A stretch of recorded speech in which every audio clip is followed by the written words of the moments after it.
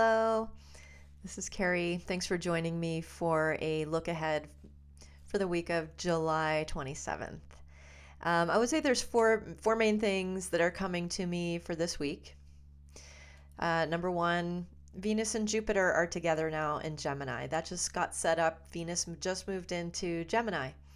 So that's going to be a beneficial combination, I think, for the next few weeks. So that's good news. Second thing is that Mercury is still retrograde in Cancer, which feels a little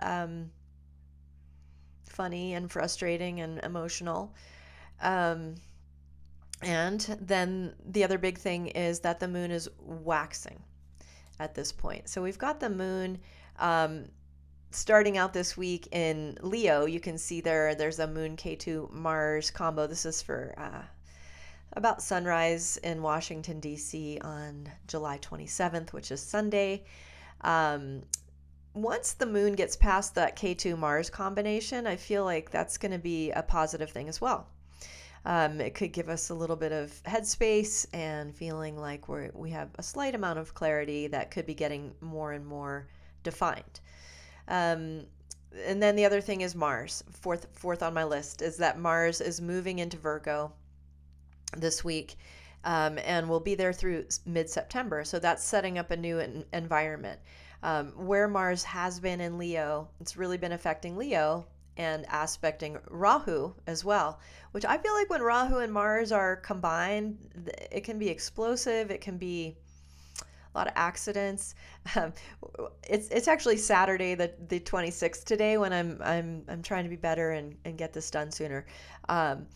But the moon is in Leo right this minute when I'm talking, and since last night in my town, I've heard there's been, I don't know, 6 fires. Nothing major, but like a hotel and a, fiery moon with Mars and K2. So keep your water pail nearby. Yeah, so Mars going into Virgo is going to take away that Mars aspecting Rahu thing. Mars will still be aspecting Saturn, but it's a little different. Now we have Mars and Saturn aspecting each other once Mars moves. So this is going to set up another little environment for us this week. But let's just take a look. So this is Sunday, July 27th. As you can see, the moon, K2, and Mars are in Leo. We've got a waxing moon. This is a fiery combination. The moon... So keep your head on your shoulders is what I'm saying. Don't fly off the handle. No reason to do that. This will be the case for Sunday, and I'm gonna shift us forward to Monday. You can see that Monday morning the moon is still with K2 and Mars, but during the course of Monday the moon will move into Virgo with Mars. Look how close they are in the degrees, right? And moon moves fast. So moon is at 25:35 Monday morning, and Mars is at 29:54. Mars is going to be moving over that border, and moon will be sweeping with him. So that's during Monday. Should be in Monday. Yeah, Monday and Tuesday are interesting because Monday is the moon's day and Tuesday is Mars's day, and they'll spend both of those days together. How lovely. What else? All right, here we go. This is Tuesday morning. By Tuesday morning, you see that Mars and moon have just both moved over into Virgo. So not only is Mars aspecting Saturn now, and they're mutually aspecting each other, Mars also aspects Sagittarius from here. And think about Mars being like power and force you can use. So Mars is going to be in Virgo. You can use that. But it's also pushing into Sag. It's also pushing into Pisces and into Aries, which is Mars's own sign. That 8th aspect of Mars is very transformative, very intense. So even though we don't have planets set in Aries at the moment right now, you might have it in your chart. So whatever Aries represents for you in your chart, you might feel Mars pushing at that. Might feel like, oh, I got to finally do this, or ooh, let's get going on this project. So this is Monday, Tuesday, and I like this week better than some of the past weeks because of the moon waxing. And once we get past Tuesday, you'll see, let me advance us here to Wednesday morning. The moon is moving out of the zone of Mars. The moon and Mars are friendly to each other. They're not actually fighting with each other when they're together. But I do want to point out that Saturn is a little tough on the moon. So Saturn's aspecting the moon while it's in Virgo. And then we get to Thursday. So Thursday and Friday, I feel like are looking interesting. So not only is the moon now free of Mars, but moon's gotten into Libra. So Thursday and Friday, the moon will be in Libra, which is an air sign. And right now, all of the air signs are getting that special magical energy from Rahu and Jupiter.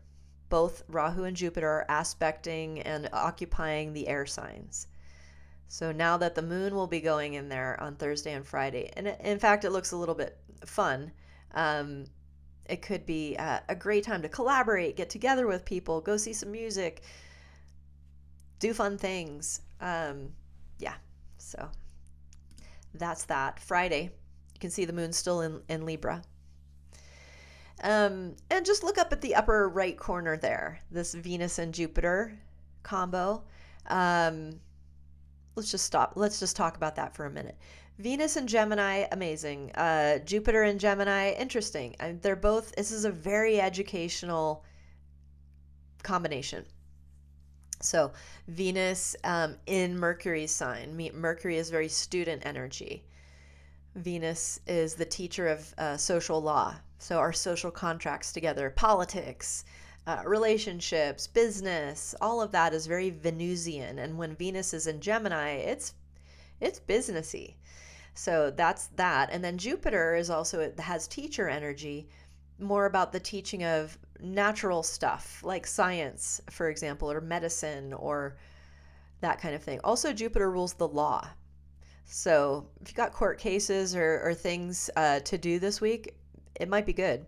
Venus and Jupiter in Gemini seems like very good for deliberation and for hearing cases and for gathering data and analyzing data. So anyway, that's just that Jupiter Venus. And August 11th is when Venus will actually catch up to Jupiter. I know this isn't this week, but August 10th, 11th, and 12th look very pivotal, just saying. We'll talk about that later.